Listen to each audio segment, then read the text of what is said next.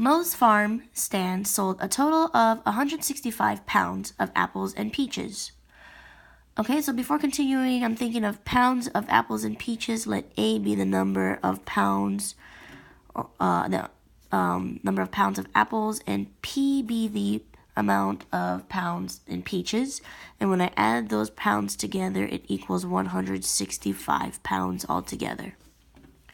Continuing, she sold apples for $1.75 per pound. Okay, so that's a rate. It's going to be $1.75 per pound of apples. And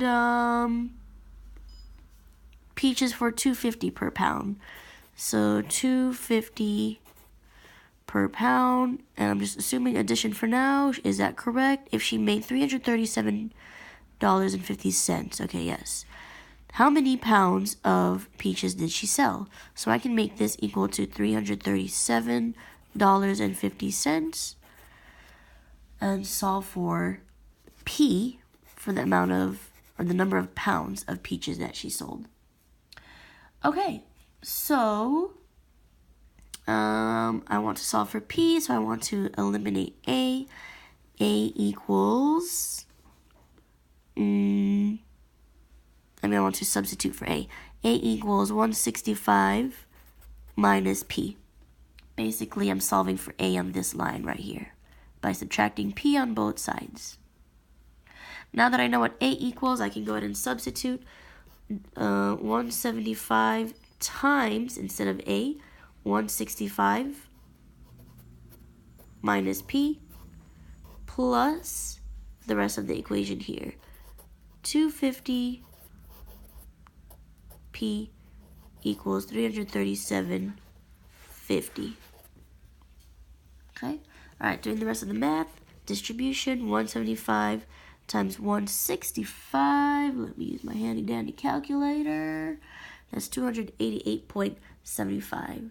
So 288.75 minus 1.75 P plus the rest here, 250 P equals 337.5. Okay, these are like terms, so I can combine those. I can bring this constant on the other side.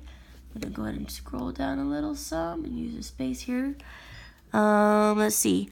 This is a 250 minus $1.75. That's going to leave me with 75 cents, if I think of it that way. So 0.75p equals, so I just simplified these two. I'm going to get rid of this by subtracting it on this side, right? And subtracting it on this side.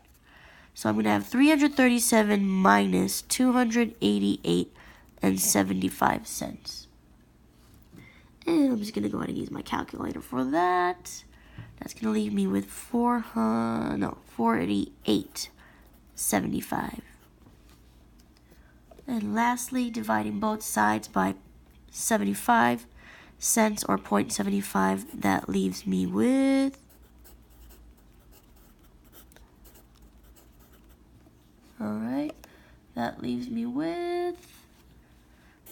P equals 65. So 65 pounds of peaches is how much Mo sold. Alright, so that is going to be answer 3. And we're done.